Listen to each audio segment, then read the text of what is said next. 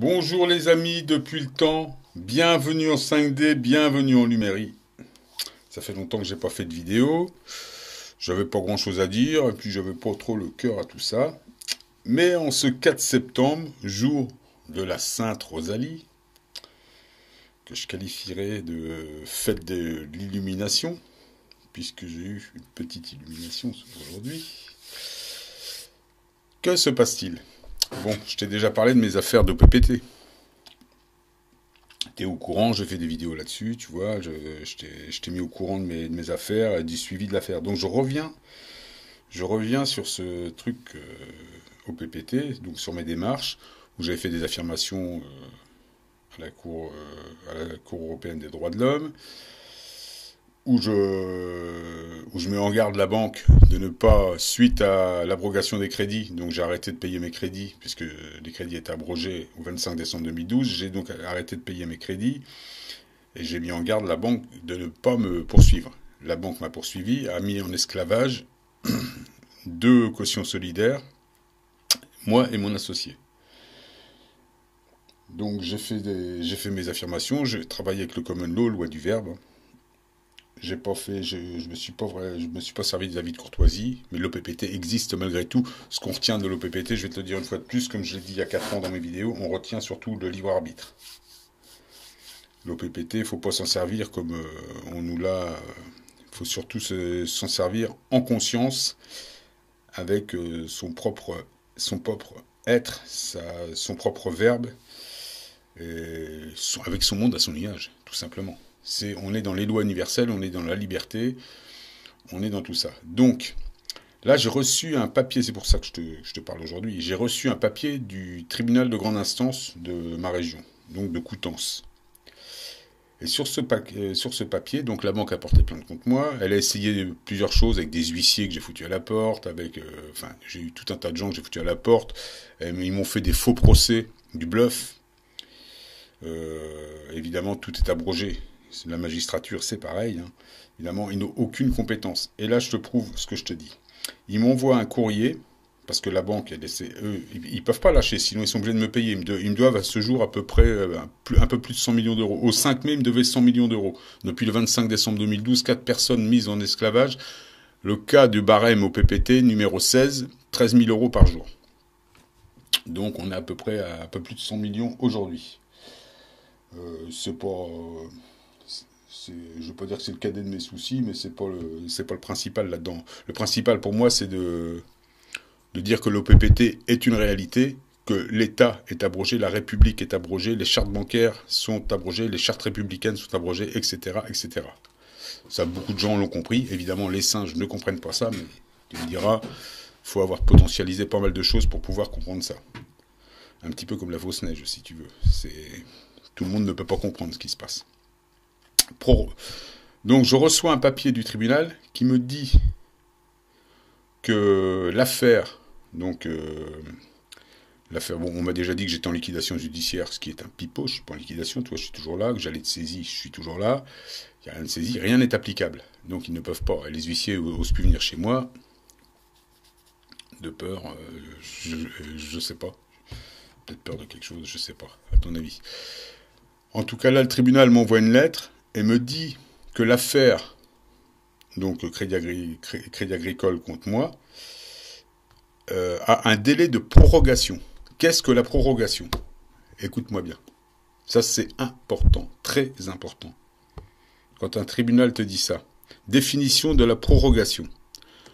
Donc c'est du jargon juridique. Proroger, c'est maintenir une situation donnée après la date à laquelle elle devait initialement cesser ou disparaître.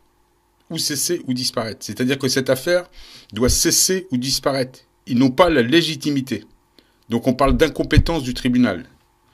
Ainsi, on proroge un délai ou une autorisation qui vient à échéance. On proroge un contrat à exécution successive pour lesquels les parties avaient primitivement décidé qu'ils cesseraient d'avoir effet à une date donnée. Mais ils ne me donnent pas la date. S'ils me donnent la date, ils sont obligés de me payer les dommages et les indus. C'est-à-dire plus de 100 millions d'euros. Ok ? Ce qu'on dit aussi, au plan procédural, la condition, évidemment, que la compétence pour juger de l'affaire ne soit pas d'ordre public. Lorsqu'une partie en défense est attraite devant un juge incompétent, elle peut estimer qu'il n'est pas de son intérêt de soulever l'exception d'incompétence. Tu vois bien, ils veulent pas se dire incompétent. Dans ce cas, ils parlent de prorogation. Ils cachent l'adjectif. Donc on parle de prorogation de compétence. C'est-à-dire que ce tribunal est incompétent parce qu'il est abrogé. Donc ça se tourne vers... Dès que j'aurai le document final, donc ils m'ont dit que ça va être en 2019. Donc tu vois, ils continuent à me faire traîner. Mais ce qui veut dire que l'OPPT est une réalité, les crédits sont abrogés, c'est une bonne nouvelle pour nous, les amis. L'OPPT, ça marche. Donc ils vont mettre du temps à payer.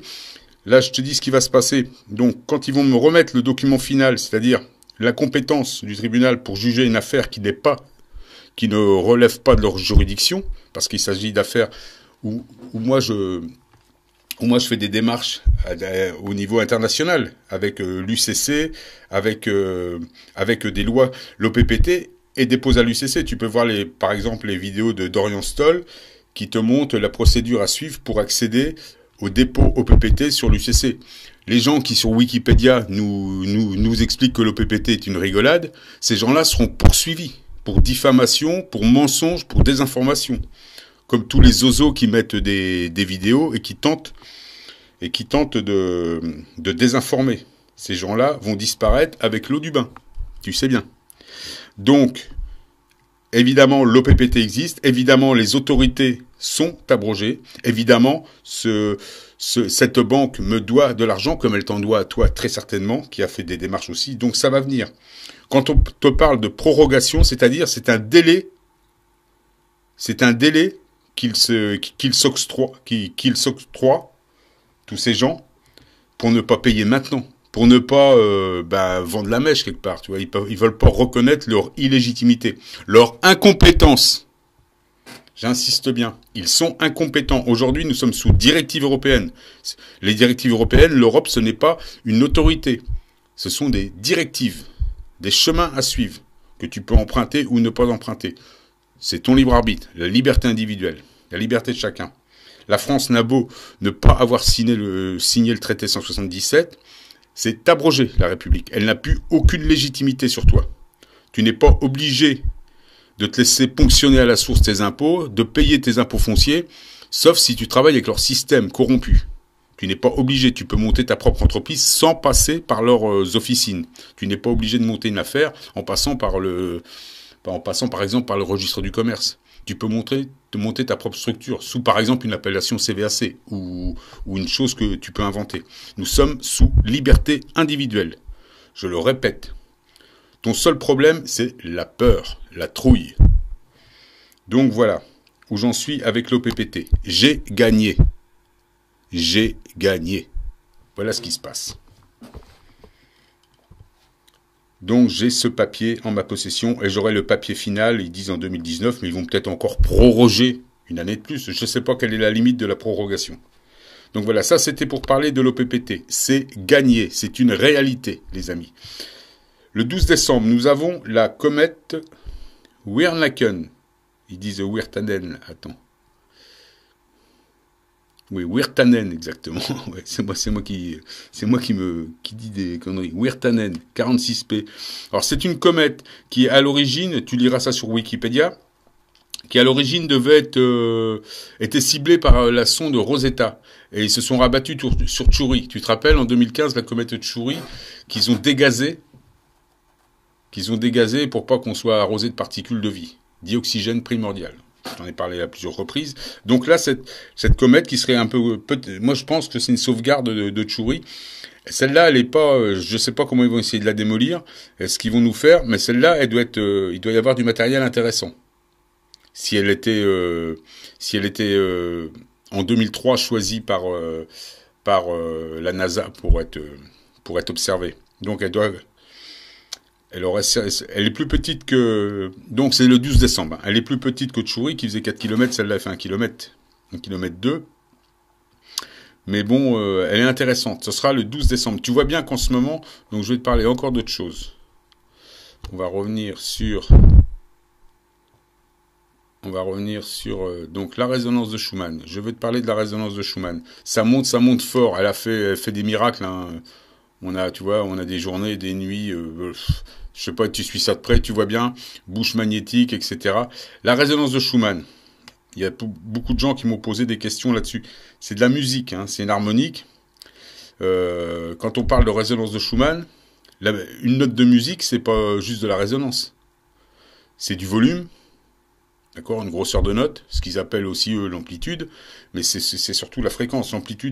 L'amplitude, pour eux, l'amplitude détermine la fréquence. Nous en musique, c'est pas ça. C'est plutôt nous qui déterminons l'amplitude avec la force sur laquelle on agit sur notre instrument. La fréquence, quant à elle, ça dépend de ta note.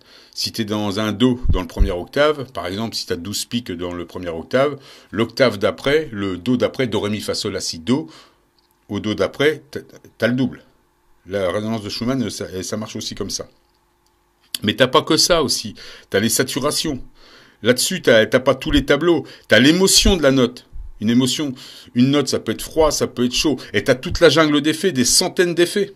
Ça, on t'en parle pas, il n'y a pas les tableaux pour ça. Donc, la résonance de Schumann, ce qui te nettoie, là, tu vois, par exemple, ce qui te nettoie quand ça monte. Là, la fréquence, elle, il y a ça, d'après ce qu'ils disent, hein, il y a 5 grandes fréquences. Donc, ce que j'appelle dans mes vidéos la constance. Ça peut être 7, ça peut être 14, ça peut être 28, ça peut être 56. Ils disent que ça va de 7 à 60. Donc il y aurait 5 grandes notes. Hein. 5 grandes notes. Bon, ok. Ça, c'est des constances. Mais par contre, l'amplitude, elle, le volume, son volume, sa taille, elle peut changer. Elle peut... C'est ça qui te nettoie. Ça peut aller jusqu'à 16 000. Donc c'est la force de la note. Par exemple, quand tu es sur une guitare, si tu fais la note de Do, tu peux la taper tout doucement. Donc, tu as un petit volume, une petite amplitude. Si tu tapes très fort dessus, tu as un gros volume, une grosse amplitude. Mais c'est toujours le même Do. Et le Do, il a toujours la même fréquence. Si c'est 12 pics dans cette note-là, il y aura 12 pics. Si c'est une autre note, il peut y avoir il y a plus de pics. Quand tu changes de note, tu changes de... Plus tu avances vers les aigus, plus tu as de fréquence. Et plus c'est chaud. Essaye sur ta guitare, essaye sur ton piano, c'est comme ça. La résonance, c'est comme ça. Sauf que ça peut être à l'envers pour certaines choses. Eux, ils disent, par exemple, je te le répète une fois de plus, que l'amplitude, donc le volume, hein, on peut appeler ça le volume, ou la taille, détermine la fréquence. Et nous, sur une guitare, c'est pas ça du tout.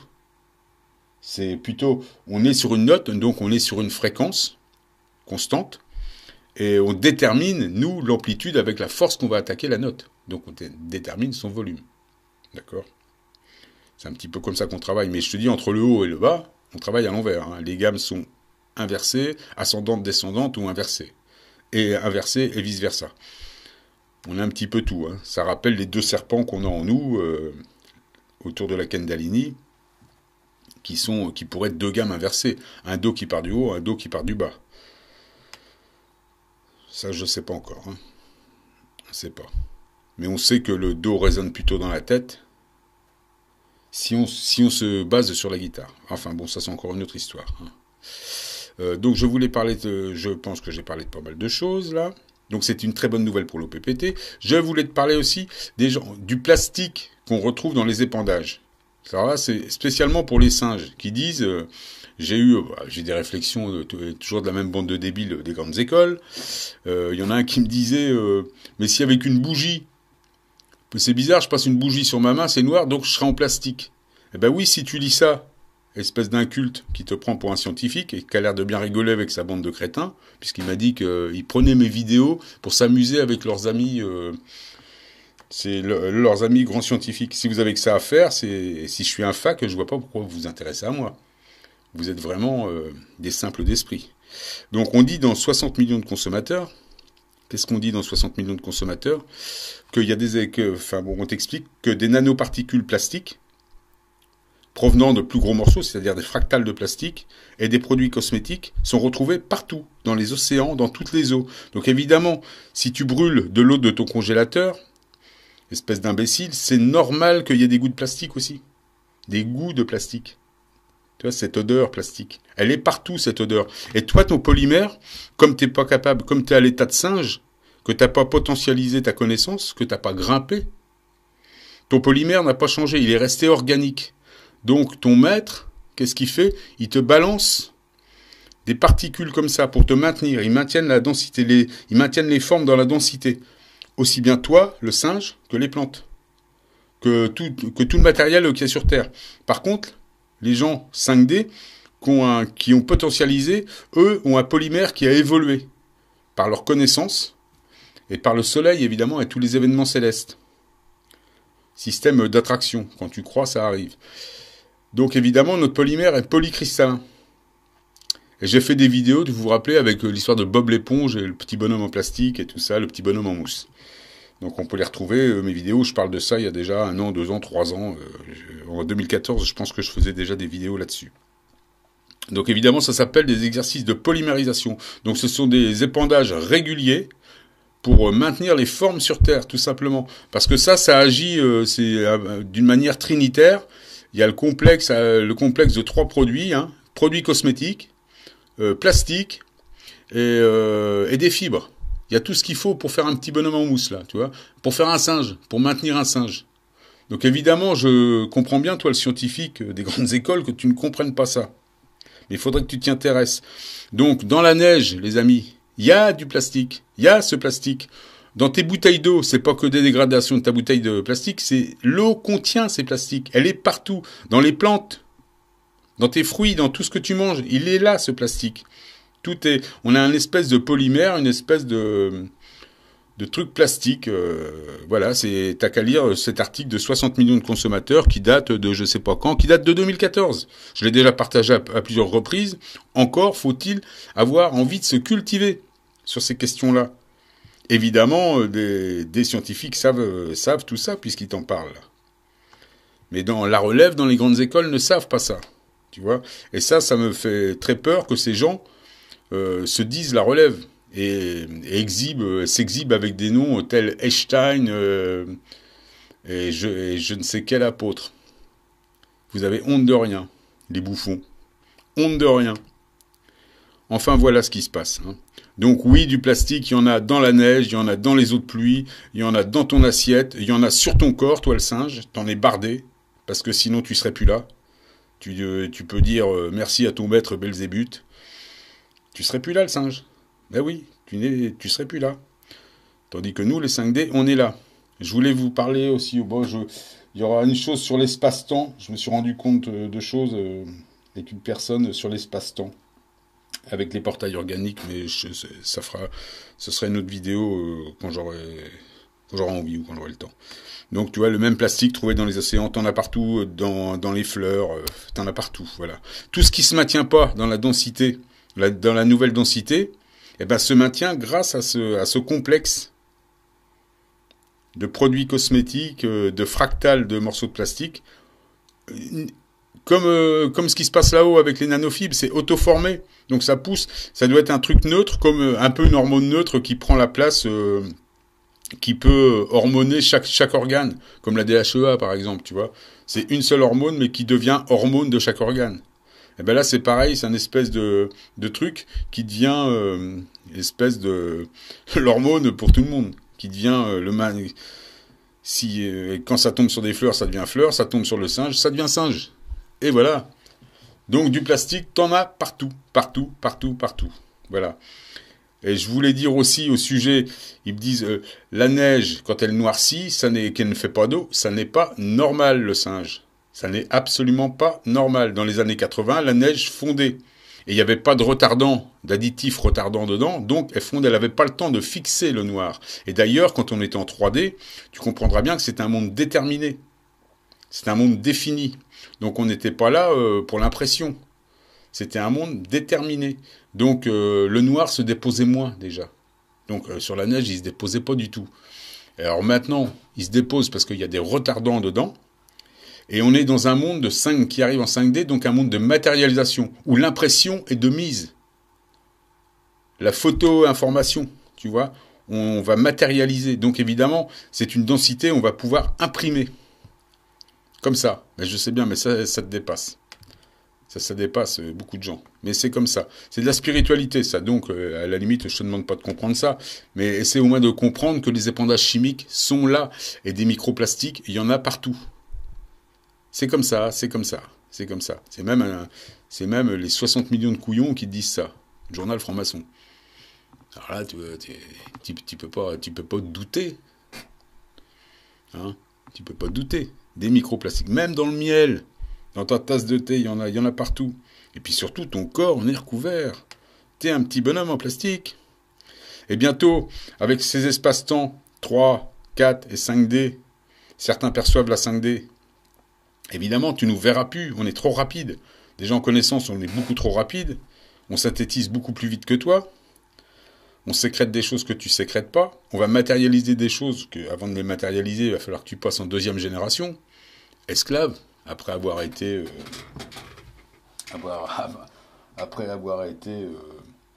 dominant et enfin bon, tu verras bien. Il y a une suite logique dans tout. Les premiers seront les derniers. Donc voilà, c'était tout ce que je voulais dire à ce sujet-là. Maintenant, je vais te parler de ça. Donc, tu as vu, l'OPPT, c'est une réalité. Une réalité, l'OPPT. Ça existe. Eh oui, et ça marche. Donc, je voulais te parler de cette petite machine-là que j'ai découverte il y a... Ceux qui connaissent... Le Trio Band Creator. Bon, alors là, j'ai le Trio Band Creator. J'ai une petite pédale pour changer les sets de batterie. Donc, tu peux t'enregistres une rythmique à l'aide d'une rythmique, ou un enchaînement à la guitare ou ce que tu veux. Tu crées un morceau, ça te choisit, ça te réfléchit une ligne de basse et ça te réfléchit une ligne de batterie dans le style que tu veux. Jazz, rock, swing, reggae, funk, blues, country, ce que tu veux. Et tu as des variations, hein, donc tu peux régler. Et tu as des lignes de basse. Pareil, tu as quelques variations pour les lignes de basse. Puis là, j'ai une petite pédale. Bon, tu connais, c'est une enveloppe de basse. Ça fait un type wah-wah. J'ai pris un truc de basse parce que j'aime bien. Enfin voilà, ça c'est vieux. Hein. Pour ceux qui connaissent, ça s'appelle audio, je sais plus quoi. Source audio, voilà. Ça marche aussi avec un truc que tu te mets sur le doigt. Enfin, ben voilà, donc je voulais te montrer ce petit truc-là. Et puis tiens, je vais te faire une petite composition en cette Sainte Rosalie. Et ce morceau s'appellera Sainte Rosalie. Voilà. Donc je me présente à toi dans mon plus beau costume. Comment vas-tu, l'ami? Comment vas-tu? Donc je t'explique. T'inquiète pas. Tout va bien se passer. J'espère que le son va pas être trop mauvais. Donc, d'abord, je fais une rythmique. Donc, composition Sainte Rosalie. Je fais une rythmique. Cette rythmique va déterminer une ligne de basse et va déterminer une ligne de batterie. Ensuite, je vais enregistrer ma rythmique sur cette ligne de basse et de batterie. Et ensuite, je vais te faire un petit chorus. Donc, ce morceau, Sainte Rosalie.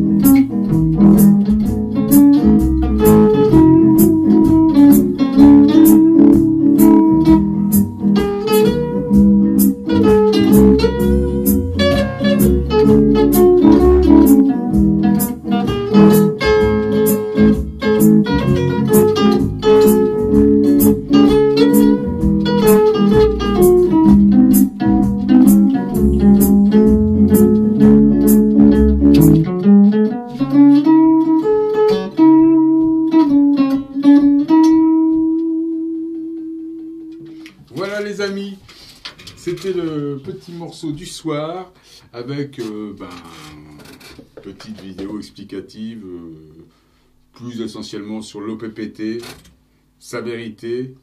Et OPPT, on a gagné, c'est applicable parce que il déclare ne pas avoir la compétence, les tribunaux déclarent ne pas avoir la compétence pour juger des affaires à caractère international, comme ce qui concerne les abrogations de crédit antérieures au 25 décembre 2012, comme je te l'avais annoncé déjà en 2014 ou 2015, je ne sais plus quand, je pense que c'était en 2014.